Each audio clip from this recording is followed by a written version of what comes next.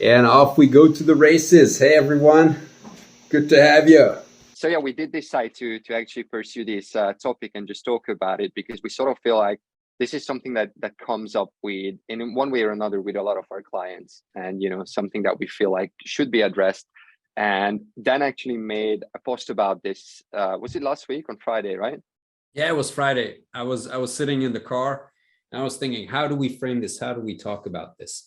And I went into we, we mentioned this previously, like for some products, the marketing itself is like so integrated with the product that you just can't separate it. And an example is bottled water. So you can't talk about bottled water as a product without the bottle, which bottle is a packaging and packaging is marketing. So what's written on the bottle and the way it's shaped and everything else. So that's totally marketing. And so that's what the video was about.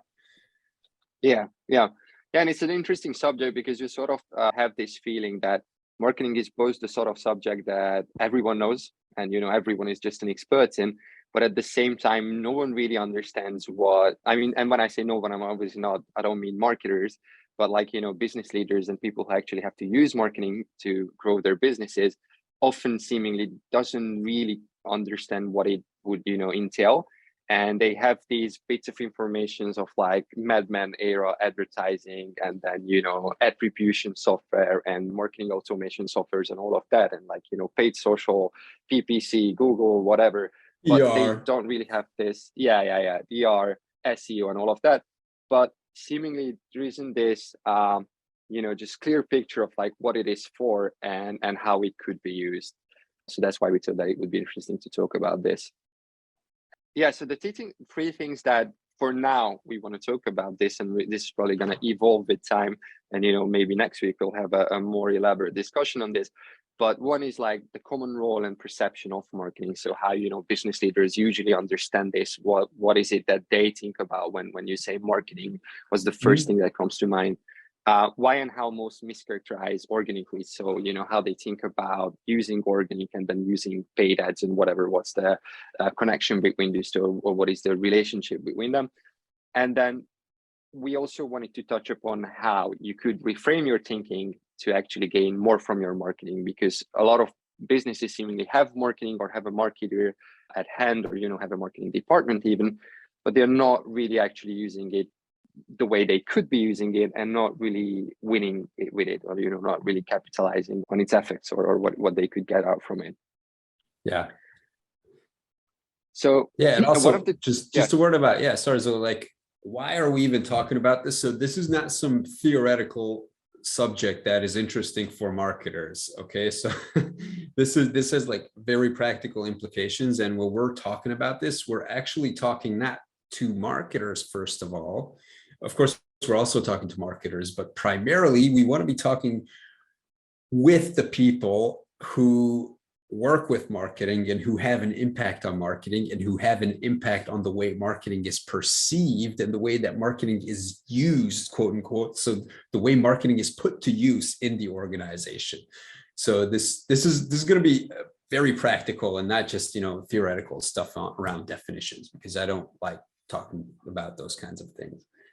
Neither of those. Yeah, exactly. And then when you say it's not for marketers, in a sense, so the way we started to talk about this and how this came up as a subject inside our agency was that we started to try to work out why some of the businesses that we work with and why some of the leaders have difficulties or issues with understanding why we do some of the things that we do. And these are smart people, these are experienced people with a lot of business knowledge behind their backs, and theoretically they usually understand what we want to do, and they accept it and they love it. But still we do default back into like direct sales and stuff like that, because often it feels like some of the things that could be understood as like creative parts of marketing can also be understood as like corny, cringy, cheesy, whatever parts that you have this feeling that that might actually taint the value. So yeah, I think it does help for marketers as well on how to change maybe this thinking with the businesses that you talk to or that you work with rather. So Yeah. one of the first things that we wanted to touch upon is that usually when we talk to businesses and prospects that we start working with, everyone understands this and knows that they need marketing on like a theoretical level. Everyone knows that that's something that's like part of your business and you sort of need it. But at the same time, seemingly they don't really know what it should actually be, what it should entail. So like, you know, they would hire a marketing assistant, they would have someone who does like events, maybe does some PR, maybe they do some, you know, pretty ebooks or buying guides or whatever, but they don't really actually use it the way they could be using it. And hence they are not really gaining from it what they could be gaining. And that's something that we often come across when we start to talk to someone at first, is that there might already be some sort of marketing operations running at their business, but it's not actually what marketing, you know, should be doing. It's sort of more like, you know, some communications and maybe some PR elements with it. Yeah. And it's just, you know, one thing is how you use marketing. So as you said, like what sort of, what activities you think that marketing should be doing, but like the real, where the rubber meets the road is what you're going to have in the slides coming up, where, okay, let me put it this way. So we're having these conversations about, you know, marketing strategy and how marketing strategy blends into the overall growth strategy at the client's organization. And then very often what happens is that leaders, business leaders appreciate marketing. So I'm talking CEO, CFO, you know, head of sales, commercial director. They appreciate the need and the role of marketing. But when we get into it, you know, you get these comments and sometimes they will directly say that what we do in marketing is like, yeah, it's sort of a necessary evil. They don't call it a necessary. Okay, sometimes like I've heard somebody call it a necessary evil. Yeah. But it's like, you know, it's this concept that what we do as marketers has to happen because it's just something that you're supposed to do. But they call it a necessary evil. Am I getting ahead of ourselves? Because you're going to have that. No. I don't want to like ruin the party because I know that you're going to be getting into these things, but it's just that, you know, going back to the analogy of water. So if you think about marketing as something that is inherently intertwined with your product and not totally separate from it. So it's not like you have a product here and the service and you have, I don't know, consultants and delivery people who deliver the service. And then you have marketing somewhere like way up in the other building on another continent that's totally separate from your product.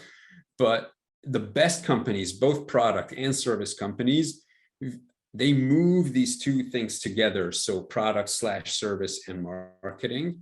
And they look at how marketing could be more intertwined with the product and the service. And right now, I know it sounds like kind of whooshy, and we can get into details later on what we mean, but just think water. Like there, you cannot separate the marketing from the product. You can't separate water from the packaging. And I bet there are some other examples as well, like, you know, delivery service or takeaway food or a lot of apps where, you know, the delivery / the marketing mechanism like is the product itself. And it helps if you take this thinking and take it over to your traditional software as a service or software development industry where it's not common sense, it's very uncommon sense. And that's where you get a competitive advantage. Yeah, and you know, that's a really great point, and it's also, I think, touches up on why it actually makes sense to reframe this, not just in the minds of like, you know, the business leaders that you're trying to work together with or that are, you know, using your services as a marketer, but also in a way in your mind as well, because I think what we often see is that the not even just the lingo. So it's not like we're using a lot of like jargon filled lingo, but just the way we talk about it, to us it's super obvious that, you know, that's like, it's common sense that marketing has to be part of the business and it has to work together with like other departments and all of that. But if you don't have that same sort of common sense or the same sort of understanding with the business leaders that you're working together with, they will not see it the same way. So they will just understand it as like something that, as you said, I need to do, something that is like, I know is part of what everyone does, but not something that is crucial for my business and something that I can actually live without, because, you know, I can just do direct sales and I have salespeople, they can call people, they can cold email people. maybe it doesn't have like the best, conversions, but still it's working. So, they don't have the same sort of understanding of why it is an important part. Yeah, exactly. And going back to the analogy of like water and the bottle, and how you want marketing to be viewed as part of the offering, this is much easier to do with customer success, especially if you are a product company. Okay, so if you're a product company, support and onboarding and customer support and customer success, it's very often even like part of the product. Like it has a separate price tag, like you have to pay for onboarding and you have different packages for support, and it's definitely more intertwined with the product itself.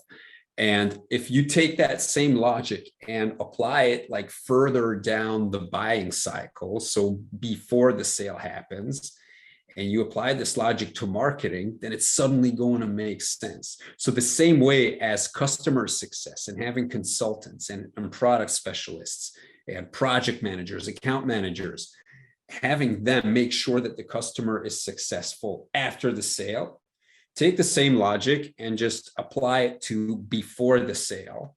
And that's where you get the value of not just sales and SDR people, but of marketing itself. Okay, it's like one step before the sale, you have the role of sales and SDR people who really should blend into this value chain. And before sales and SDR people come into the picture, you have marketing, because that's when people start interacting with your content. That's what usually happens for most companies. Like they find you through advertisements, campaigns, content. So the first thing they come into interaction with is your content. And what if you viewed that as part of the entire offering? So all the education that leads up to the sale, then the product or service itself, and then the customer success that comes after the sale. And you viewed all of that as one. And that's a crucial shift in thinking and mindset. And that's what we want to be getting at over here. Yeah, exactly.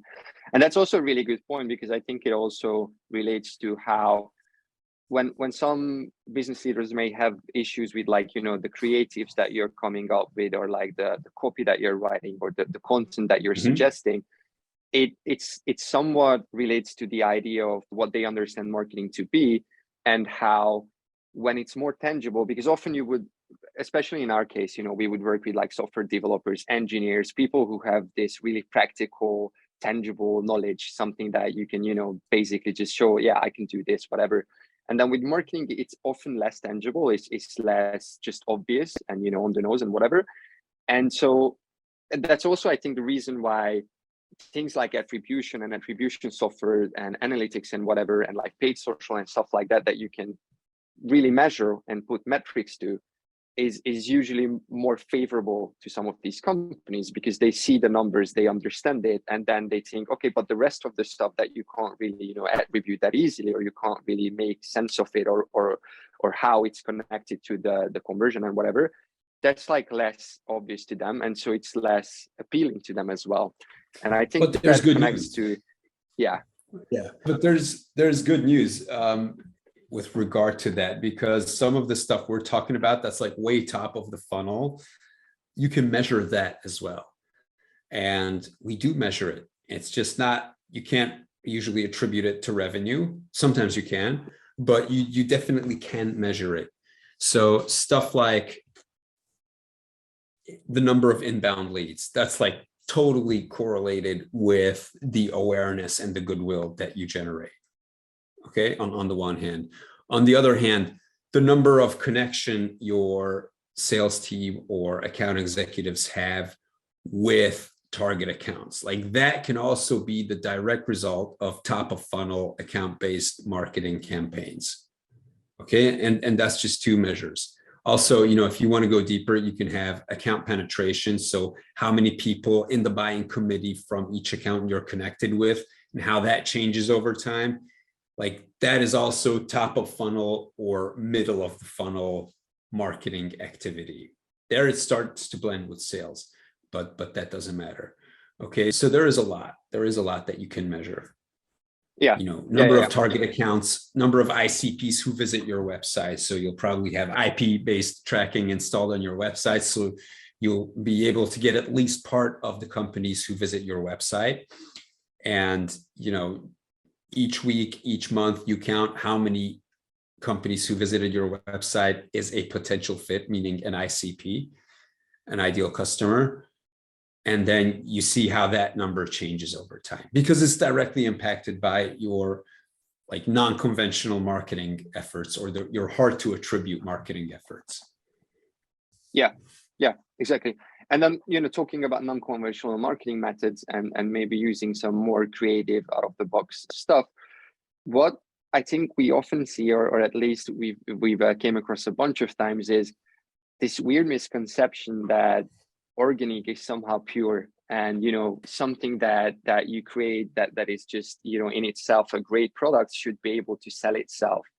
And especially in Hungary, I think, but probably in like other areas as well, but I would say in regions or countries where maybe the role of marketing is like less evolved or less developed or whatever, you usually hear these remarks of like, yeah, that's a good company, but it's mostly just marketing, as if that somehow taints the value of the product, as if using marketing for your using for your advantage is something that only the ones with like a bad intention do. And I think that's a common misconception of like, if your product is good enough, if then it's just organically magnet people in, and it's not something that you have to then add marketing to, because if you do that, then it's sort of like cheating already. Yeah. And where marketing really blends into the product or the service is that in reality, in B2B markets, it's very hard to say that one service or one software in general is better than the other, where the competition is tough. Of course, like in some areas you can, but if you're in a competitive market, meaning you have developed products which have been around, they each have like big user bases, or you have development companies, everybody employs PhDs, everybody has experts, everybody has the best tools, everybody can make good apps and websites and software and whatnot.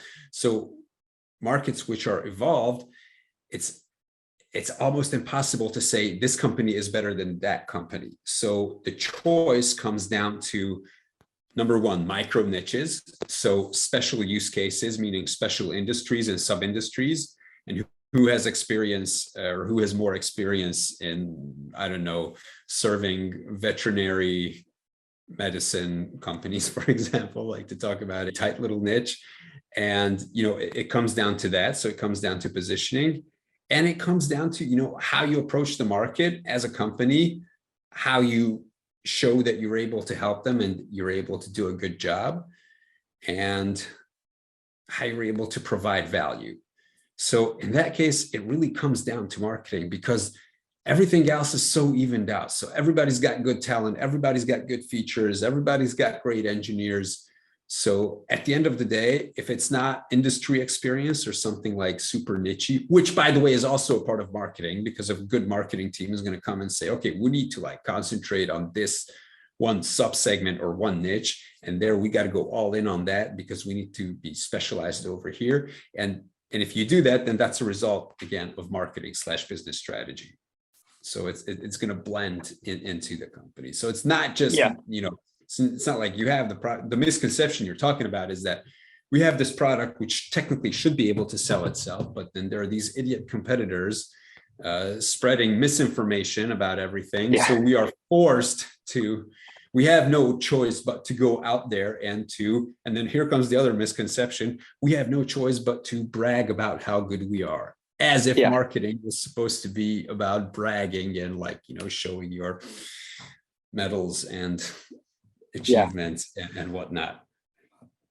Yeah, and also the question arises of like, where do you draw the line between like being this organic system or whatever, and then someone who actually uses these tools or whatever to their advantage? Because when you think about it, when we go back to like data of how you make it more tangible and understand who's interested in you better, the question is, if you don't actually understand your customers and if you don't understand what they value in you, then if you're not using marketing for that, then how are you doing that? So part of marketing is exactly that you you understand their problems, their issues, your target audience's problems and issues, and then also understand how to actually, you know, attain to it and how to actually solve those issues.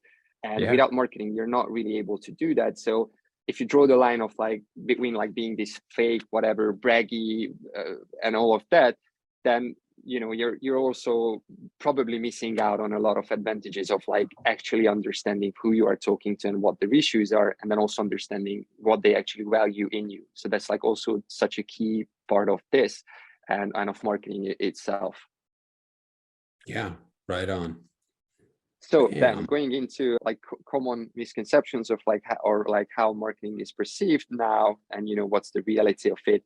So I think to an extent, and this is something that I actually wrote to your post last week, it has Mhm. some connections with like journalism and, you know, everyone being able to create blog posts or vlogs or whatever, and how for an untrained eye, you know, both of those written texts, so like an article from an actual journalist who you know is experienced, knows what he does, what he or she does, and all of that, does research, can, you know, seemingly be mistaken for like a blog post. So that's something that looks pretty much the same because it's just, you know, written words. And it's something that I think also applies to here as well, because marketing can be perceived as like cheesy ads, like, you know, empty Yeah. promises, as you said, like bragging, like fake manipulation tactics, and like fringy influencing. So it's easy to mistake those steps as like being marketing in themselves. What I wanted to say was that, you know, as I said, it's easy to mistake these influencers and like Instagram influencers and, you know, people that are just famous for being famous and celebs with marketing. And then so often when we try to use something which is a bit more on the nose, which is a bit more creative, a bit more edgy or whatever, you know, and we are not talking about using whatever naked pictures of people, just like, you know, a copy that's a bit less conform and a bit less just like bland and gray and whatever. Uh-huh. It can often be mistaken by some of these people or some of these leaders as like, oh, but that's, you know, that's something that I see with these cringy influences and all of that. So that's something that I don't want to use because it's gonna make me look like I'm just bragging or like I'm this you know, fake someone. Like on the one hand, Yeah. you have manipulation tactics and then you have sales scaled up. I agree with Yeah. that, but I think it's more than just sales scaled up, but it is that. So Yeah. the reason why it's good that you wrote that is because a lot of people, especially if they come from an enterprise background where there was, you know, in these traditional industries, you know, they were working for HP or whatever big conglomerate, and marketing was just had a restrictive role of doing branding and PR and channel sales and partnerships and all of that. And what they saw that the way to go to market and the way to get sales is to use sales, and marketing was not really an inherent part of that. It was just a given that nobody really paid attention to because it, you know, everybody felt it was a natural thing that there's a brand. So if they call somebody cold and they say, hello, we are HP, then of course, yeah, you're HP. I know who you are. And then it's that much easier to sell. And so people tend to forget that on the one hand, there is this achievement of marketing that gets brand recognition. And on the other hand, generating demand, so getting people to think the way you want them to approach their problem, needs to happen at scale. And in the old days, in traditional industries, salespeople did that. And a lot of people still try to do it today. So they call up a company cold and they're like, hey, so you're using accounting software. Okay, so let's talk about your problems. And then they try to talk about their problems. And then one by one, they try to convince the entire market that, you know, they need to think differently about their problems. And they have no problem throwing money at that. It's a super inefficient way to do things. It's not going to be credible because this is going to be done by lower level SDR people. And it's just money out the window. Whereas if you took this and you try to scale it and gave it to marketing and said to marketing, okay, here, this is what we want the market to understand. Now you go and get it to them, get the message to them, and then they create content, they do interactive events, they do assessments, they do whatever else, social. that's just a much more 21st century way of going at it. Yeah, that's such a good point with regards to like how usually, you know, even when some businesses do use marketing, they tend to use it, or like often what we see as an issue is that, or a mistake or whatever, is that they tend to use it as like, you know, not really a support system, but, you know, just folks in the corner creating something that looks nice, and, you know, then sales is going to handle it. You know, you just create a lead magnet form, whatever. You just create the ebook that we're gonna, you know, get the necessary information with, and then sales is going to handle it, and then your only job is to, you know, get the leads in fast, you know, create the pretty collateral for that, but it's actually not used as a support system. And then I think, yeah, that's one of the reasons that we actually talked about before, is that it just seems like whenever marketing does use its value and does actually use its creativity and whatever, it's often perceived as, oh, that might be just, you know, too edgy. That just might be that might be something that is not for everyone, which is definitely what you want to do. You don't want to, you know, talk to everyone at the same time. But then often with these more creative concepts or more creative approaches, it can seem like, oh, but, you know, what if someone doesn't like that? So I think that's, yeah, it touches upon what you just said. Right. And then, yeah, you know, closing down, I think we pretty much, that's what we prepared with for today. And then just, you know, closing down, you've already talked about this before at the beginning of like how, you know, customer success, sales and product dev needs to be able to work together with marketing. And, you know, marketing can't just be put in the corner, taking orders from any of these departments, but they actually need to be able to work together. Because that's another thing that you often see, is that, you know, you have these campaign ideas or you have these expectations from marketing, but then you're not actually providing information to them from customer success, for example, or you're not actually involving them into the product development process. And so maybe product dev doesn't understand something that marketing already knows, or like customer success already knows. So when you're siloing these away and there's no alignment, you're actually, you know, starting with a major disadvantage, and you are shooting yourself in the leg every day. That's really cool. Yeah, that's a good way to close it down, I think. Yeah, exactly. So things too. No, that was the last bit that we actually wanted to talk about. Awesome. Well, thank you guys for checking us out. This has been You're fun. supposed to say that because you're the host. Yeah, no, but you say it so great now because you're so used to it. So, yeah. No, but this has been fun. Yeah, this is, you know, again, something that we're just now trying to open up and trying to elaborate on. So this is mostly just a working concept, but it's definitely something that, you know, we're talking about, we feel, because especially for agencies or freelance marketers, you'll always have issues with, like, you know, getting your creative ideas through, or like, you know, making marketing what it should be until it's understood the same way as it should be understood for like other departments as well. Yeah, that's a super important point. Just before we close up, something that we might have not touched upon to the amount that it received, or to the degree that it deserves to be touched upon. And that is that you'll have, like, in marketing, whether you're in-house or as an outside consultant or agency, you're going to have these quote unquote battles on, you know, getting your ideas across. And then you're going to go home crying a lot of times saying, oh, these people just don't get it. And the reason we're talking about this now is because, like, this is like a deep underlying cause of people sort of not getting it. And it is just the role of that marketing is supposed to play. So you'll start, you know, poking at, you know, why don't they appreciate this concept? Why don't they want to go with this? Why don't they want to go with that?